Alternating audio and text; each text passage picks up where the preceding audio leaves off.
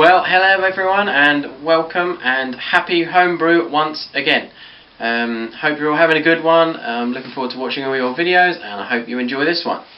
So what have I got for you today? Well, yesterday I shot some footage of me kegging up that Pilsner I put on the ferment a couple of weeks ago. I've also got footage of me checking the gravity of the apple wine with sugar that I did about 3 weeks ago and did a video on that. And that's about it really. I haven't got a huge amount else to report. I've got myself another wine kit which is here.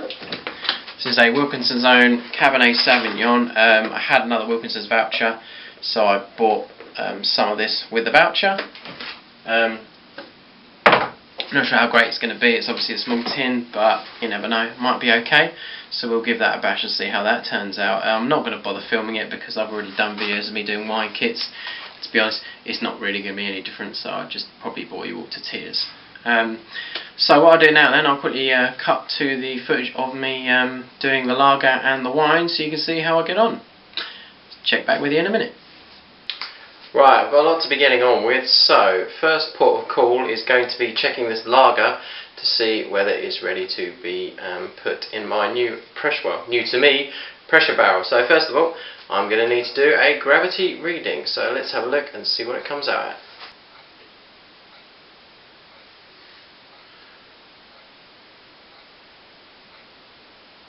at. Okay, now the original gravity of this was 1.040 and the final gravity is 1.010, which is going to give me a rough ABV of about 4%, which is about what the kit said. I did put a bit of extra sugar in, which is a good job, otherwise it looks like that would have come out on quite the low side actually. Bit disappointing, I was expecting a bit more kick to it, but you know, we'll see. What I'm going to do now is give it a quick taste just to see what the wort tastes like at the moment. Have a little sip. See, it's quite pale looking.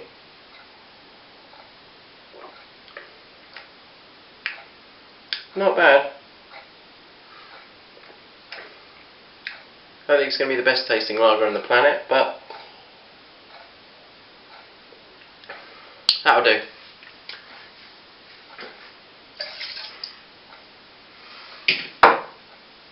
So, like I said, I'm going to be using my pressure barrel rather than bottling, although I am going to bottle 2 bottles of it for experimental reasons, which I shall show to you later on. Basically, I'm going to put one in glass and one in plastic and see really what the big difference is. Everyone always shouts about it, so we're going to see what happens. So, further ado, let's have a look at getting this pressure barrel working, shall we? Well, I've got my sanitised keg. You can see there, and I'm currently siphoning the lager into the keg. So I'm also going to just fill up those 2 bottles I had as well to hand, so I should do that in a sec, but I will make sure this gets filled up nicely first of all. So I shall cut back once that's done. Right, so that's the keg filled. That's fermenting vessel empty, and I've bottled my 2 bottles worth as well. So we're going to move that down here first of all, and I'm going to lift the keg up onto the counter, which I'm going to need both hands for, so excuse me for 1 second. So that's now on the counter. Oh, it looks good there. That might just have to stay there. I'm sure my wife wouldn't approve. Anyway, so bit of a dilemma here. The book I have that came with the pressure barrel suggests to add no more than 50, you probably can't see that, I don't think it's got an autofocus. It says add no more than 56 grams of sugar, which doesn't sound like a lot to me. It's 2 ounces for you American people. So everywhere else I've read it says 75 or 85 grams. The kit said about 85 I think, so I've gone and I'm going to go add 65, kind of a halfway house. So I've measured that out. It's going to go in here now, and I'm going to do it gently because of my previous experience. If you shove brewing sugar straight into beer, it can go a bit nuts. It's behaving itself at the moment. I did this once and it just overflowed everywhere, so taking it easy, wouldn't you know. Okay, yeah, it's foaming up quite a lot, but I think it's under control. Yes, So that's that done. I'm going to give that a quick stir. Give me 1 second. Need to sanitise my spoon. Now I'm going to give it a stir for 2 reasons. One is to obviously stir the sugar into the mixture. So do it gently because you don't want this all to froth up and come out the top. And the second reason as well is to resuspend the yeast. So give it a nice mix. There we go. Lovely jubbly. Yeah, it's just to get all that yeast mixed around as well, so it all ferments and is all lovely and jubbly. Next thing we do then is we need to put on the lid. Now, important thing to do, which you may have wondered why I've got a tub of Vaseline, or sorry, petroleum jelly, is because you need to put some on the inside of the cap just to make things nice and neat. So, well, I don't know exactly why. I think it's just to smooth things over and make it all fit nicely and not rip or anything. So I'm going to do that now. I can't do that two-handed, so I'm going to have to cut away for a sec. So now I'm nicely lubricated. Let's go stick this on here. Switch hands. Now it says don't over tighten it. Being hand tight is sufficient. You don't need to go get a wrench out and start doing that. So 1 second, need both hands again. Okay, that's me all tightened up. And that's it. Now what I need to do is leave this in a warm place for a few days. 4 or 5 days, leave it in a warm place, and then after that will allow it to secondary ferment. Then after that I'll take it to a cool place, to the garage obviously. Give it a couple of weeks for the beer to settle down, and then I've got my house warming in about 3 weeks time, so I shall give it a blast then and see how we get on. Bit concerned because it's pretty much the only batch of homebrew I've got on the go, so if it's rubbish, it's not going to reflect very well on me, but never mind. I will just have to explain that normally my beer will taste better. So anyway, it's being a bit pessimistic. So that is the lager, nicely kegged up.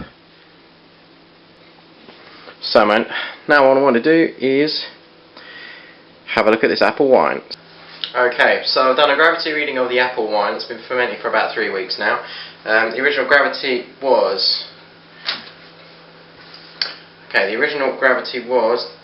1.088. Final gravity is 0.994, which gives us an ABV of 12.6%, which is pretty much exactly what I was after. So, woohoo! Sounds good to me. Had a little taste. It tastes pretty good. A little bit sharper than the other one that I remember, but obviously it needs to condition and everything. So the next thing I'm going to do is I'm going to add some findings to it to help clear it down. So this will be interesting to see how that pans out. But before I add the findings, what I'll do, I meant to say I added sodium metabisulfite and a camphor tablet to it to stop fermentation, kills off the yeast, stops any secondary fermentation happening. And that's been like that for a couple of days now, so I'm going to transfer it to another fermenting vessel. Then I'm going to add the findings to it, just like to clear out all that crap yeast at the bottom first of all, so you can see the fallout of the other yeast as well. So without further ado, I've got my sanitised container here. I'm going to go transfer.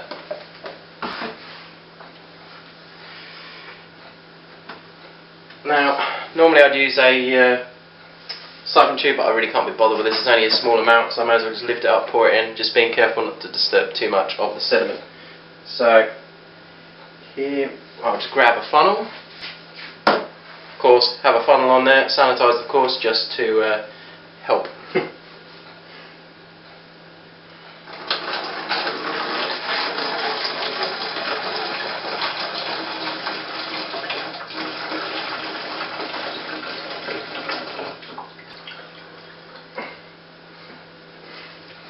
So I've got a little bit of yeast in there, that doesn't matter because that will drop out anyway. That's all the crap that's left in the bottom of the old demijohn. That will go get washed shortly. Just need to sanitise the airlock again, which I shall do now. While that's sanitising, I'm going to sort out the findings. Now the findings say add 1 to 2 millilitres of findings per 4.5 litres of wine. So, give you a rough estimate. A teaspoon is 2.46 mils, so just slightly under a level half teaspoon. We'll do a half teaspoon is 2.46 mils, so just use less than half a teaspoon. Will be fine. Now, you need to add the first lot of findings first of all, and leave that for 30 minutes, then add the second lot. So I'll just show you adding one, because adding the second one is pretty easy enough. The reason you add two is there's two different types of particles, there's positive and negative, and one type of finding removes one of them and the other type removes the other. Immolatius did a really good video about that, going into a bit more detail about the science side of things, so check that out if you want to know more about that. So, to add this in,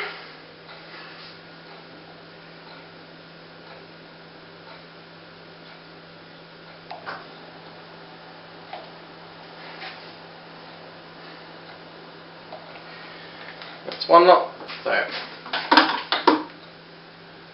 I've added the findings. I'm going to stick the new cap on with the airlock, give it a slight shake.